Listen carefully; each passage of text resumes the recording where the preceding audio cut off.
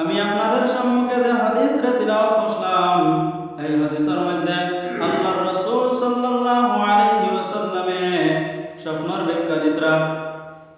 আল্লাহর রাসূলে ফজরের নামাজ পড়িয়া সাহাবাই কেরামগুলোর ভাই প্রত্যেক দিন ফিরিয়া বইতা সাহাবাই কেরামগুলোর বইতা, ও সাহাবাই কেরাম হল তুমি তাই কোনো স্বপ্ন আজ দেখছনি? ও সময় সাহাবাই কেরামগুলো স্বপ্ন বইতা, আর স্বপ্ন হওয়ার বাদে নবীজিয়ে এই স্বপ্নর ব্যাখ্যা দিতা, স্বপ্নর তাবির দিতা। হঠাৎ একদিন ফজরের নামাজ পড়িয়া আল্লাহর রাসূল সাল্লাল্লাহু আলাইহি ওয়াসাল্লাম সাহাবাই কেরামগুলোর ভাই ফিরিয়া বইছেন। বয়া বইলা, ও সাহাবাই কেরাম হল তুমি তাই আজকে কোনো স্বপ্ন দেখছনি? ও সময় সাহাবাই কেরামগুলো বইলা, ইয়া রাসূলুল্লাহ, ইয়া হাবিবাল্লাহ, আমরা আজকেও কোনো স্বপ্ন দেখছি না। ও সময় নবী দিয়ে বইলা, ও সাহাবাই কেরাম হল তুমি তাই কোনো স্বপ্ন দেখছো না? আজ আমি একটা স্বপ্ন দেখছি, এই স্বপ্নটা আমি তোমাদের সামনে বয়ান করব। এই স্বপ্নর তাবির আল্লাহর রাসূল সাল্লাল্লাহু আলাইহি ওয়াসাল্লামে বয়ান করছেন। এই হাদিসটা আছে সামরা ইবনে জুনদুব রাদিয়াল্লাহু তাআলা আনহু থেকে হাদিস বর্ণিত, অনেক লম্বা হাদিস। আল্লাহর রাসূল স্বপ্নর ব্যাখ্যা দিতে গিয়া সাহাবাই কেরামরা বলে, ও সাহাবাই কেরাম হল আমি স্বপ্নে দেখলাম দুইজন ব্যক্তি আইয়া আমারে লইয়া গেলা, আমার দয়া আতর মধ্যে দুইজনে ধরলা, সম্মান দিয়া সম্মানের সহিত ডাইনাতে একজন ধরছেন, বাহুয়াতে একজন ধরছেন, ধরে ধরে দুইজন ফেরেশতা আমারে লইয়া গেলা। কিছু দূর যাওয়ার পরে একজন ব্যক্তিরে দেখতে পাইলাম, একজন মানুষ বয়া, এই মানুষ একটা জায়গার মধ্যে বয়াত আছেন, আর আরেকজন ব্যক্তি এই মানুষের জাবড়াটা কাটা শুরু করছেন একটা ছুরি দিয়া, মুখে দিয়ে ছুরি হারাইয়া কাটে কাটে জাবড়ার এক সাইড কাটে যখন লইয়া খান পর্যন্ত গেছেন, যাওয়ার পরে অপর সাইড পালা আসলো, এই বন্দায় যে জাবড়ার অন্য সাইড কাটা শুরু করছেন, কাটে যখন খান পর্যন্ত গেছেন গিয়া, ও মুসলমান হল যখন অপর সাইড খাটিছেন, কাটার পর সঙ্গে সঙ্গে যে সাইড কইলা কাটিছিল এই সাইড জোড়া লাগি গেছে, আবার এই সাইড কাটিলে আবার এই সাইড জোড়া লাগি গেছে। ও মুসলমান, আল্লাহর রাসূল সাল্লাল্লাহু আলাইহি ওয়াসাল্লামে হইলা তান সঙ্গী হলরে হইলা কি বিয়া ফারিতা কি কোন কারণে এই ব্যক্তির এত শাস্তি দেওয়া হয়? ও সময় বান্দা আল্লাহ কইলা, ইয়া রাসূলুল্লাহ, আর তোমরা আগে চলো কোয়া। যখন আল্লাহর রাসূল সাল্লাল্লাহু আলাইহি ওয়াসাল্লাম আর তোমরা আগে গেলা, যাওয়ার পরে দেখলা একজন মানুষের হুতাইয়া তোয়া হয়েছে,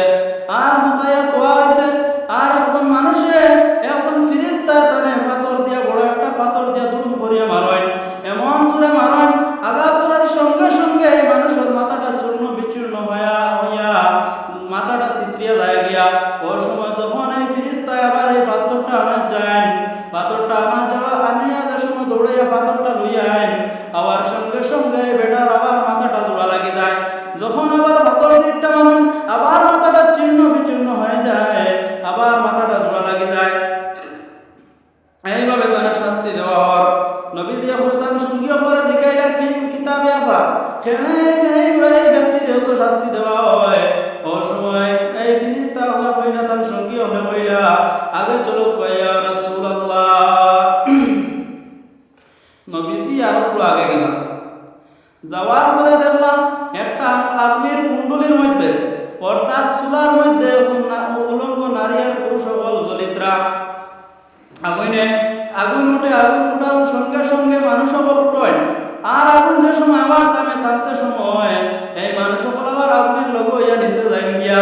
ওই সময় আল্লাহর রাসূল সাল্লাল্লাহু আলাইহি ওয়াসাল্লামে তার সঙ্গী করে জিজ্ঞাইলা কি কিতাবে আবার কোন কারণে এই বান্দারে এত শাস্তি দেওয়া হয়? ওই সময় তার সঙ্গী কইলা, আগে চলো কইয়া রাসূলুল্লাহ।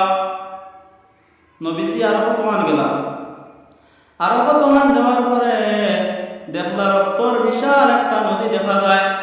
এই রক্তর নদীর মাঝে একজন মানুষে হাবুডুবু খার, রক্তর নদীর মধ্যে হাবুডুবু খার, নাকে মুখে রক্ত হামাইতেছে। ওই সময় এই বন্দায় অনেক কষ্ট করিয়া যখন এই নদীর সাইড লইতে সময় এই নদীর দুই পাশে দুইজন ফেরেশতা পাথর লইয়া বাতাছেন। ওই সময় যখন এই বন্দা নদী থেকে উঠতে চায়, উঠিয়া পার লয় নদীর সাইড লইয়া, ওই সময় ফেরেশতা পাথর দিয়া জোরে এমন জোরে পাথরটা নিক্ষেপ করেন, পাথর মারার সঙ্গে সঙ্গে এই ব্যক্তির সমস্ত মাথা ছিতরিয়া যায় গিয়া। এই সময় এই বান্দা নদীর মাঝখানে যায় গিয়া, আবার উপর সাইডে যখন এই বান্দা ওঠাত লাগে, সাইড থেকে আরেকজন ফেরেশতা তারা এমন জোরে জোরে পাথর মারার সঙ্গে সঙ্গে আবার মাঝখানে যায়, আবার ও সাইডে আবার লাগে, আবার মারুন এই সাইড থেকে আরেকজনে, এইভাবে তারা শাস্তি দিতেছেন। ওই সময় নবীজি তার সঙ্গীয় করে জিকাইলা কিতাবে আপা সেনে এই ব্যক্তির অত শাস্তি দেওয়া হয়। ওই সময় তার সঙ্গী হলে কইলা আগে চলো ইয়া রাসূলুল্লাহ। নবীজি যখন আরো তোরা আগে গেছেন, যাইতে সময় দেখলা এক ফুল বাগানে দি লইয়া যাইতরা, একটা বিশাল বাগানে দি লইয়া যাইতরা। নবীজিরে যখন বিশাল বাগানে লইয়া গেলা, যাওয়ার পরে দেখলা বড় একটা গাছের নিচে এক বুড়া বেটা বয়া, আর বুড়া বেটার সামনে কিছু হলুদা ফল বয়া। ওই সময় তার সঙ্গী হলে কইলা ইয়া রাসূলুল্লাহ সাইডও। ওই সময় নবীজি অপর সাইডও গেলা, গিয়া দেখলা এক বেটায় চুলার মধ্যে খালি আগুন দে, চুলার মধ্যে আগুন জ্বালা। ওই সময় নবীজি কইলা তার সঙ্গী হলে কইলা কিতাবে আবার। ওই সময় সঙ্গী হলে কইলা ইয়া রাসূলুল্লাহ আপনি আমরা লগে আকুয়া। ওই সময় দুইজন সঙ্গী একটা গাছের মধ্যে উঠা শুরু করলা। এই গাছের মধ্যে উঠতে সময় কতক্ষণ উঠিলা, উঠার বাদে নবীজি দেখলা এত সুন্দর সুন্দর বিল্ডিং হল, এত সুন্দর সুন্দর বালাখানা হল। নবীজি এইটা বালাখানা হল আর কোনোদিন দেখছেন না। ওই সময় তার সঙ্গী হলে দেখাইলা সঙ্গী হল এই বালাখানা হল কিয়র? এই বালাখানার মধ্যে অনেক বৃদ্ধ মানুষ সকল আছেন, অনেক বেটি নকল আছেন, বেটাই নকল আছেন, যুবক সকল আছেন, হুরুতা সকল আছেন। ওই সময় তার সঙ্গী হলে কইলে ইয়া রাসূলুল্লাহ আরো তোরা উপরে উঠবা। নবীজি যখন গাছের উপরে উঠিলা, উঠার পরে সাইয়া দেখলা এর চাইতে আরো সুন্দর সুন্দর কিছু বালাখানা হল দেখা যায়।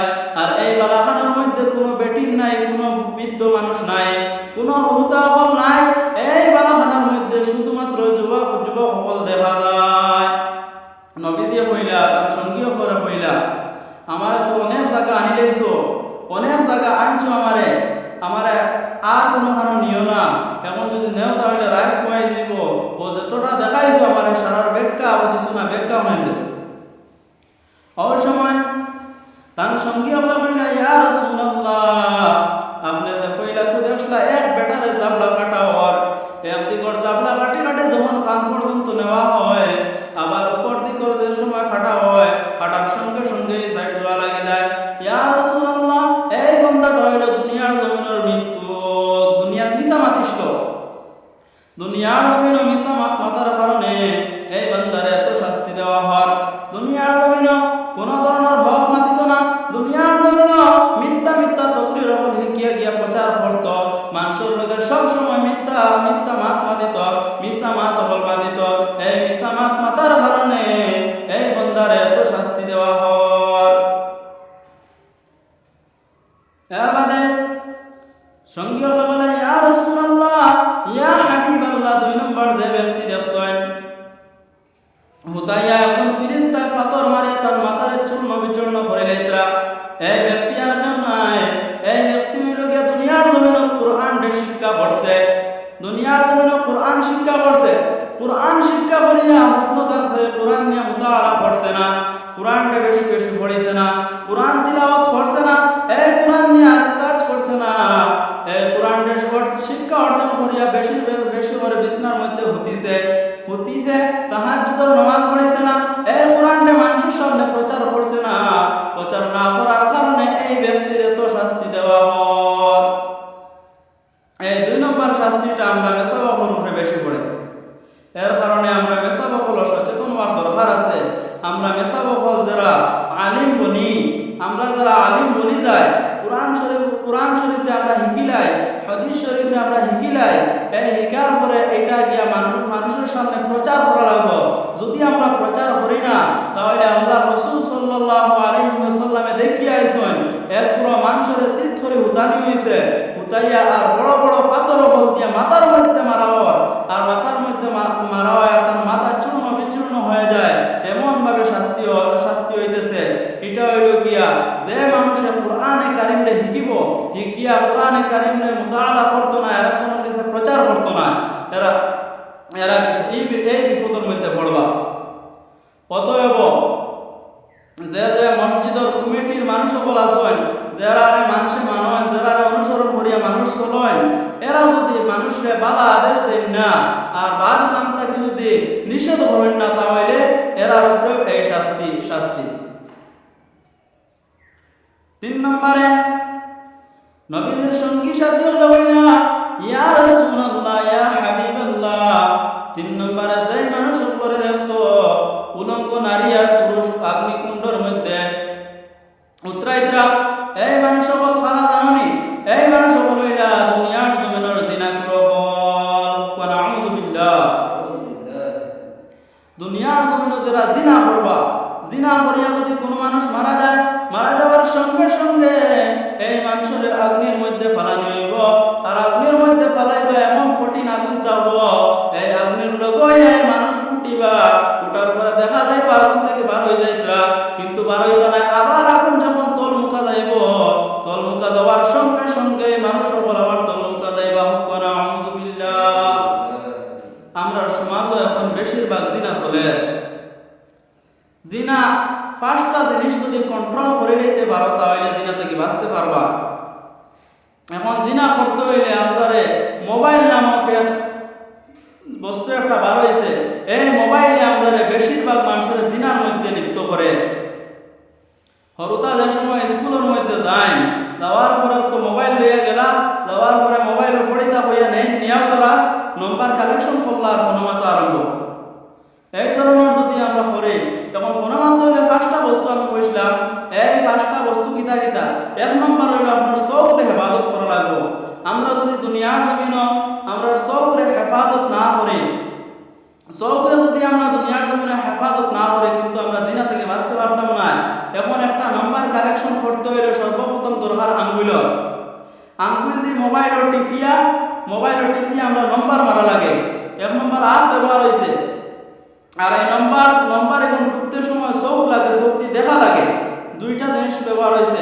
আর এই যে হাত দিয়ে মোবাইল নম্বর এখন ঢুকিছই, এই ঢুকাটা হইল কি আতর জিনা। আর 2 নম্বরে যে চোখ দিয়ে দেখিয়া এই নম্বর ওপর ঢুকিছই, এই চকুর জিনা হয়েছে। চকুর জিনা হইল গিয়া দেখা, আতর জিনা হইল গিয়া কোনো বস্তু ছোঁয়া, হাত দিয়া কোনো অবৈধ কোনো বস্তু ছোঁয়া, এটা হইল গিয়া আতর জিনা। 3 নম্বর হইল এই যে হাত দিয়ে নম্বর ঢুকিছই আর চোখ দিয়ে দেখছই, শুনতে হইলে খানোর দরকার আছে। এই শুনতে হইলে খানোর দরকার আছে, যে শান্তি শুনছই, ও শান্তি শোনার কারণে খানোর জিনা হইল গিয়া শুনা। এখন কইবা মুখর দিনা কিতা? মুখর দিনা হইল যে মুক্তি কথা বার্তা করছেন, মাত কথা করছেন, অবৈধ মাত নাই হইল গিয়া মুখর দিনা।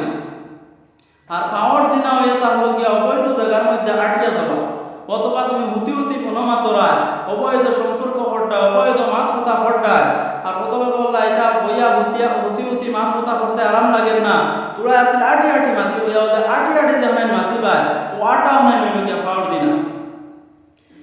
মুসলমান, এই জিনার থেকে যদি আমরা দুনিয়ার জমিনে না বাঁচতাম পারি, তাহলে কবর দেওয়ার সঙ্গে সঙ্গে এই ধরনের এত বড় শাস্তি বল দেওয়া হবে। এই শাস্তি হইল গিয়া আগুনের মধ্যে উলঙ্গ নারী আর পুরুষে উতরানি হইব। আর এই শাস্তিটা হইব কিয়ামতের আগ পর্যন্ত। যেই দিন মানুষের কবর নিয়ে রাখা হইব, এই কবর রাখার পর থেকে কিয়ামতের আগ পর্যন্ত এই শাস্তি হইতে থাকবো। নাউযুবিল্লাহ। তারপরে সঙ্গে হলো কইলে ইয়া রাসূলুল্লাহ, ইয়া হাবিবাল্লাহ। 4 নম্বরে দেখছেন যে এই রক্তর নদীর মধ্যে একজন মানুষে হাবুডুবু খায়, আর এই রক্তর নদীর মধ্যে হাবুডুবু খায়, আর এক সাইডে দিয়ে উঠতে সময় এখন ফিরিস্তায় পাথর দিয়ে ইট্টা মারেন, অপর দিকে দিয়ে উঠতে সময় আর এখন ফিরিস্তায় দিয়ে ইট্টা মারেন। এই ফিরিস্তায় ইট্টা মারেন যে এই মানুষটা হইয়া থাকলো দুনিয়ার জমিনের সুদখোর। দুনিয়ার যারা সুদ খাইছে, দুনিয়ার যারা সুদ খাওয়া মানে গরিব মানুষগুলোর রক্তরে চুষিয়া খাইছে। যদিও সরাসরিভাবে মানুষের রক্তরে চুষিয়া খাইছে না, কিন্তু এই সুদর মাধ্যমে মানুষের রক্তরে চুষিয়া খাইছে, গরিবের রক্তরে চুষিয়া খাইছে। এর কারণে তানে পোষা গলা এই রক্তর নদীর মধ্যে তানে হাবুডুবু খাইবা। যারা দুনিয়ার জমিনের মধ্যে সুদ খাইবা, দুনিয়ার জমিনের মধ্যে সুদ খাওয়ার কারণে তার শাস্তি হইব একটা বড় সাগর নদীর মধ্যে তাই হাবুডুবু খাইবা, কোনো সময় উঠতে পারত না। এই সঙ্গী হল নবীজিরে কইলা, ইয়া রাসূলুল্লাহ, এই ব্যক্তির শাস্তি কিয়ামত পর্যন্ত এইভাবে হইতে থাকবে। সঙ্গী হলে কইলা, ইয়া রাসূলুল্লাহ, ইয়া হাবিবাল্লাহ, আপনি যে দেখছেন এই যে বৃদ্ধ একজন মানুষ, একজন বুড়া বেটা যে গাছের নিচে বসে আছেন, গাছের নিচে বসেছেন, আর তার সামনে যে হরুতা ফল আপনি দেখছেন, এই হরুতা ফল হইলা যে হরুতা ফল দুনিয়ার জমিনে জন্ম হওয়ার পরে দিনী শিক্ষা অর্জন করবার আগে মৃত্যু হয়ে গেছে। ছোট ছোট নাবালিক বাচ্চা নকল দিনী শিক্ষা করতে পারছেন না, দিনী শিক্ষা করবার আগে তার মওত হয়ে গেছে।